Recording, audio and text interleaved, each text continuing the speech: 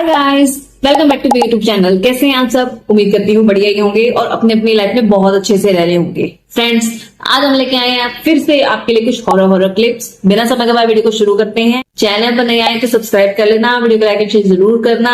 चलिए let's get started. क्या आपने कभी स्लेंडर मैन के बारे में सुना है? लोग कहते हैं कि स्लेंडर मैन 7 फुट की एक एंटिटी है जिसके चेहरे पे कुछ भी नहीं है, न आंखें हैं, न कान है, न नाक है और न ही मुंह है। ऐसा माना जाता है कि स्लेंडर मैन बच्चों को किडनैप करता है, पर ये बच्चे कहाँ जाते हैं किसी को नहीं पता, क्योंकि आज तक किसी भी बच्चे की बॉडी तक नहीं मिली। ज्यादातर स्लेंडर मैन रात के अंधेरे में निकलते हैं, पर दिन में भी कई बार लोगों ने इसे देखा है। और सिर्फ इतना ही नहीं, कई लोगों ने तो इसकी फोटोज भी खींची है। इस एंटिटी को बहुत वियर्ड माना जाता है क्योंकि ज्यादातर ये सिर्फ बच्चों को दिखता है और उनके आसपास रहता है। सिर्फ इतना ही नहीं, मगर ये स्लेंडर मैन का लेजेंड बहुत पुराना है। माना जाता है कि कई सालों पहले एक आदमी रहता था जो बच्चों को किडनैप करके मार देता था। जब गाँव वालों को उसके बारे में पता चला तो उन्होंने उसे इतना पीटा कि उसकी पूरी शक्ल ही खराब हो गई। तब से लेके आज तक ये एंटिटी हर जगह पे बच्चों को किडनैप करती है और मार भी देती है। क्योंकि उसकी मौत का कारण उसके मुंह पे लगे इतने घाव थे, इसलिए स्लेंडर मैन का कोई चेहरा ही नहीं है। ऐसा हो सकता है? स्लेंडर मैन के बारे में वैसे मैंने ये एक मूवी में भी सुना था, तो मुझे इतना क्लियर याद नहीं है। पर कुछ भी है, अगर सच में स्लेंडर मैन एग्जिस्ट करता है तो भैया तो वैसे बच्चों की किडनैपिंग बहुत हो रही है। मैंने तो स्लेंडर मैन के बारे में पहले भी सुना हुआ है, लेकिन सिर्फ सुना ही हुआ है। इसकी कोई बेसिक स्टोरी वगैरह नहीं मुझे पता। मुझे तो ये हॉरर केस बताते हुए भी डर लग रहा है। इस केस की फोटोज मुझे कल ही आई है। ये केस है राज का, जो 2 तारीख को एक शादी से वापस लौट रहा होता है। शादी से वापस लौटते वक्त वो एक ऐसा खतरनाक रास्ता चुनता है जिसके बाद उसकी पूरी जिंदगी ही बदल जाती है। क्योंकि राज इस शादी में अकेले अपनी बाइक पे गया हुआ होता है। वो रात को 3 बजे वापस भी अकेले ही आता है। जब वो रास्ते में अपनी बाइक चला रहा होता है, उसे कुछ ही दूर एक औरत खड़ी दिखती है। पहले राज को लगता है कि शायद ये औरत उसे लिफ्ट मांगने के लिए वहाँ खड़ी है, पर जैसे ही राज उस औरत के पास जाता है वो कुछ बहुत ही डरावना देखता है। वो देखता है कि उस औरत के पैर जमीन पे नहीं बल्कि हवा में थे। ये देखने के बाद राज को लगता है शायद उसे ही कोई गलतफहमी हो रही हो, इसलिए वो अपना फोन निकालता है और उस औरत की फोटोज लेने लगता है। जब वो उस औरत की फोटो लेता है तो वो देखता है कि उसका शक सही था, वो औरत हवा में ही थी। ये देखने के बाद राज एकदम घबरा जाता है और वहाँ से भागने की पूरी कोशिश करता है, पर उसकी बाइक वहीं पे खराब हो जाती है, जिसके बाद राज भागने लगता है, पर वो औरत उसको पकड़ लेती है। इसी दौरान राज बेहोश भी हो जाता है। अगले दिन जब उसकी आंख खुलती है तो वो एक हॉस्पिटल में नहीं, पहले तो रात के 3 बजे वो सुनसान रास्ते से जाता है, फिर उसको एक लेडी दिखती है, फिर वो डरता नहीं है, मोबाइल से उसकी फोटो खींचने के लिए मोबाइल निकाल लेता है। वाह, कमाल हो भैया। आपको क्या लगता है? मुझे तो थोड़ा सा फेक लग रहा है, क्योंकि भैया अगर सामने कोई भूत या कोई एंटिटी दिख जाए, बंदे की सच में फटके 4 हो जाए, वहां से भागने की कोशिश करे, मोबाइल तो वो ढूंढना ही ना कि मेरा मोबाइल कहाँ है, मैं फोटो खींचूं। खैर, कितनी सच्चाई है ये तो हमें नहीं पता, पर कभी आपके साथ अगर ऐसा हुआ हो, सुनसान रास्ते से जाते हो, कोई बंदा, मैं कह रही कोई व्हाइट कपड़ा भी हिलता हुआ दिख जाए तो बंदे की वैसी हालत खराब हो जाती है कि हाय वहां पे सच में कुछ है, भागो यहाँ से। मोबाइल कौन निकालेगा? वीडियो और फोटो कोई खींचने लग जाएगा। हो भी सकता है भाई, कुछ लोग डेयरिंग होते भी, जैसे कि Pakistani ghost hunters. The Clark family एक ऐसी फैमिली जो रातों रात गायब हो जाती है। कुछ दिन तक जब क्लार्क फैमिली की किसी भी मेंबर को कोई भी नामो निशान नहीं मिलता तो उनके नेबर्स की बात पुलिस में रिपोर्ट कर देते हैं। जब पुलिस अपनी इन्वेस्टिगेशन स्टार्ट करते हैं तो उनको क्लार्क फैमिली का घर देख के ऐसा लगता ही नहीं कि वहाँ पे कोई घटना घटी है, क्योंकि वो घर एकदम साफ सुथरा होता है, चोरी का कोई निशान नहीं होता या कोई भी हादसे का कोई भी संकेत नहीं होता। बहुत दिन तक इन्वेस्टिगेशन करने के बाद भी कुछ नहीं मिलता और फाइनली एक पुलिस ऑफिसर को एक ऐसी पेंटिंग मिलती है जो थोड़ी डिस्टर्बिंग होती है। ये पेंटिंग क्लार्क फैमिली के यंगेस्ट मेंबर ने बनाई होती है। इस पेंटिंग में घर के बाहर एक ब्रिक होल होता है और उस ब्रिक होल में वो तीनों मेंबर्स को बनाता है, जहाँ पे मॉम, डैड और वो बेटा खुद होते हैं। पहले तो कोई इस पेंटिंग को सीरियसली नहीं लेता, पर जब पुलिस बाहर जाती है और देखती है कि एक ऐसा ही सिमिलर होल उस घर के बाहर है तो वो उस होल को खुलवाती है और जो उनको उसके अंदर मिलता है वो काफी डिस्टर्बिंग होता है। क्लार्क फैमिली के तीनों सदस्य की बॉडी इस होल के अंदर होते हैं और वो इतने म्यूटिलेटेड तरीके से होते हैं क्योंकि वो होल इतना छोटा होता है कि वहाँ पे 3 क्या 1 सदस्य को भी डालना बहुत ही नामुमकिन होता है। पर सवाल तो ये कि क्लार्क फैमिली को उस होल में डाला किसने? एक फैमिली जो रातों रात गायब होगी, जिसका कोई पता नहीं सता नहीं, कहाँ गए कहाँ क्या नहीं गए।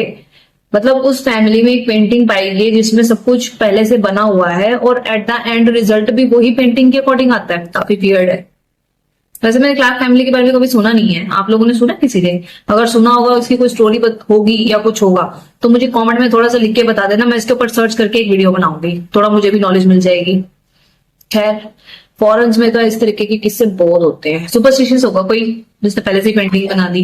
Haunted hospitals. हॉस्पिटल्स एक ऐसी जगह है जहाँ पे हजारों लोग अपनी जान गंवाते हैं और इन काफी लोगों में से कुछ ऐसे लोग होते हैं जिनकी फैमिलीज के बारे में, पास्ट के बारे में, आइडेंटिटी के बारे में कोई कभी पता नहीं लगा पाता। बहुत लोगों का मानना है कि ये लोग जिनका कभी भी पता नहीं चलता, उनकी स्पिरिट्स इन्हीं हॉस्पिटल्स में मंडराती रहती है क्योंकि इन्हें कभी भी मोक्ष नहीं मिलता। एक ऐसी ही कहानी है प्रिया की। प्रिया एक ऐसी लड़की है जिसका सालों पहले एक्सीडेंट हो गया था और उस एक्सीडेंट की वजह से वो कोमा में चली गई थी। प्रिया 10 साल तक कोमा में रहती है पर उनके घर वाले उन पे कभी भी गिव अप नहीं करते। 10 साल बाद जब प्रिया कोमा से उठती है तो वो कुछ ऐसी बात अपने घर वालों को बताती है और डॉक्टर्स को बताती है जिसे सुन के बिलीव करना बिल्कुल नामुमकिन है। प्रिया ये बताती है कि उन्हें आउट ऑफ बॉडी एक्सपीरियंस हुआ था जहाँ पे वो 10 सालों से इसी हॉस्पिटल में मंडरा रही थी। ना तो वो मरी थी और ना ही वो जिंदा हो पा रही थी। जिस टाइम पे वो इस हॉस्पिटल में मंडरा रही थी उन्हें और बहुत सारी ऐसी स्पिरिट्स मिली जो अब इस दुनिया में नहीं है पर इसी हॉस्पिटल में कैद हो चुकी। बाप रे, मतलब घर वाले सोच रहे हैं कि वो कोमा में, और वो सच में कोमा में नहीं थी, हॉस्पिटल में भटक रही थी।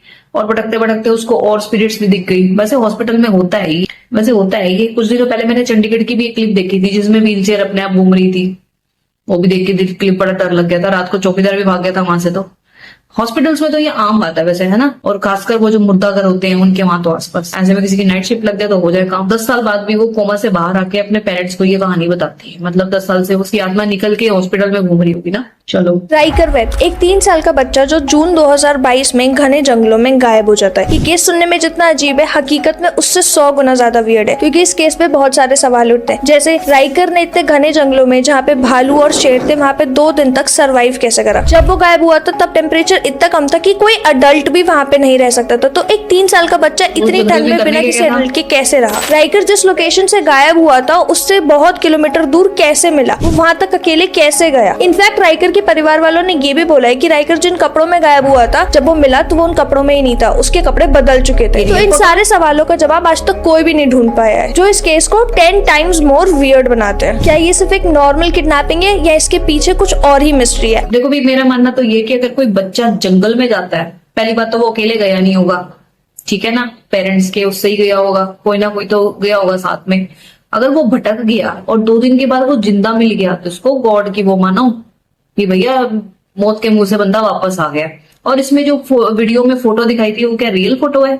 अगर आप में से किसी को सच में पता है तो मुझे कमेंट करके बताना कि रियल फोटो है या फेक है। आई डोंट नो, मैंने कभी सुना नहीं इसके बारे में, पहली बार सुना है। इतना वियर्ड है ना, जंगल में बच्चा 2 दिन रहने के बाद सही सलामत बिल्कुल मिल गया। वो कहते हैं ना, जाको रखे साइया मार सके ना कोई। होता है, बहुतों के साथ ऐसा होता है, जाते हैं मौत के मुंह से वापस आ जाते हैं। चलो नेक्स्ट। तो हाँ जी, कैसी लग रही वीडियोस?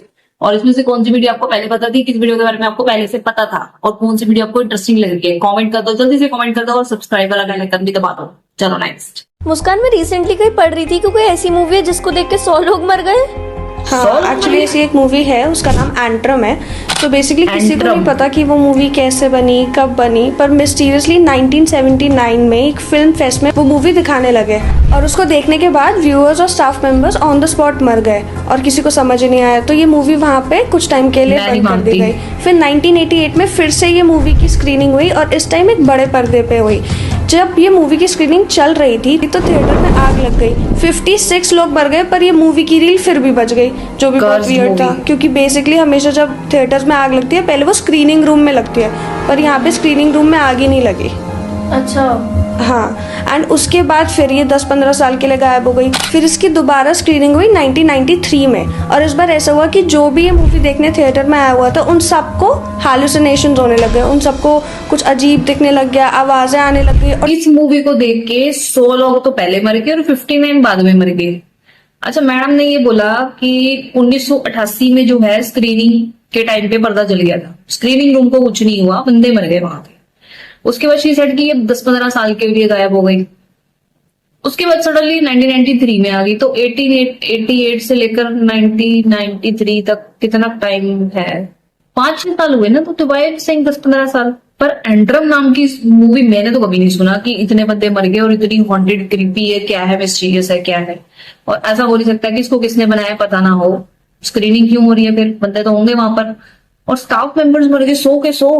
इसका मतलब सच में ये कर्ज मूवी है। तो जैसे एक बहुत फेमस केस है टीटू सिंह का, कि एक बहुत बड़ा टीटू बिजनेसमैन होता है सुरेश वर्मा, और एक दिन ना उसका मर्डर हो जाता है। तो मर्डर के बाद कुछ सॉल्व नहीं होता, किसने पकड़ा किसने नहीं पकड़ा। बहुत सालों बाद एक अलग गांव में एक लड़का पैदा होता है, टीटू नाम रखा जाता है उसका। तो जब टीटू 4-5 साल का ही होता है ना, तो वो ऐसे बोलता है कि मैं सुरेश हूँ, मुझे मेरी फैमिली के पास लेके जाओ, मेरी बीवी मेरा इंतजार कर रही है, मेरी रेडियो शॉप है आगरा में, ऐसी बातें करते हैं। तो पहले तो माँ बाप को लगता है शायद मजाक कर रहा होगा बच्चा है, पर जो जो वो कहानी बताते हैं ना सुरेश के बारे में, जब माँ बाप थोड़ा ढूंढते हैं तो वो सच निकलती है। सुरेश की सच में एक रेडियो शॉप होती है, उसकी बीवी होती है। तो फिर टीटू बहुत जिद करता है, मुझे सुरेश के घर लेके जाओ, मेरे को मेरे पुराने घर लेके जाओ। वो वहाँ अपने माँ बाप से मिलता है, उनको ऐसी ऐसी चीजें बताता है जो टीटू को पता हो ही नहीं सकती थी। सुरेश को ही पता थी कि मेरा मर्डर इन लोगों ने करा है, यहाँ पे हुआ था। फिर वो अपने कातिलों को पकड़वाता भी है। वो आगरा के कोर्ट में जाता है और एक पूरी गवाही देता है, स्टेटमेंट कि ऐसे ऐसे मेरा इस तारीख को मर्डर हुआ था, इन लोगों ने मुझे मारा था। और वो अपनी पूरी पास्ट लाइफ जो सुरेश की तरफ से जी होती है सारी डिटेल्स बताता है। एक बंदा मर जाता है, उसका मर्डर होता है और वो पुनर्जन्म लेता है टीटू सिंह के रूप में,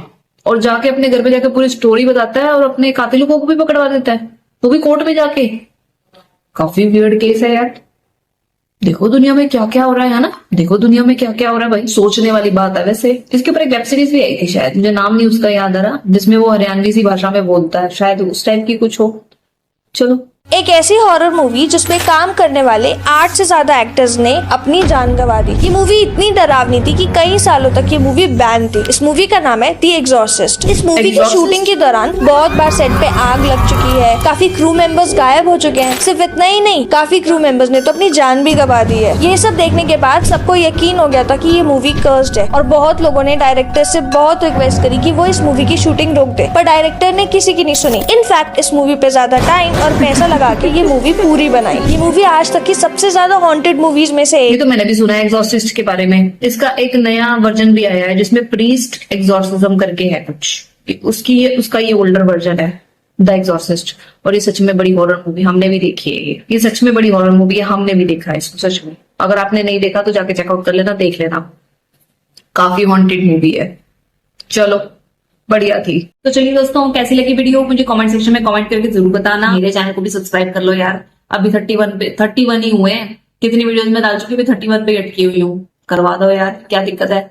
चलो, ऐसी हॉरर, फनी, मीम्स, अलग अलग तरह की मजेदार वीडियोस अब आती रहेंगी हर 2 दिन के बाद, क्योंकि मैं इस चैनल पर अब प्योर कंसिस्टेंट होने जा रही हूँ। आप भी कंसिस्टेंट रहना, बेल आइकन को प्रेस कर लेना, ताकि कंसिस्टेंसी से आपको वीडियोस के लिंक मिलते रहें और आप मेरे साथ कंटिन्यू बने रहें।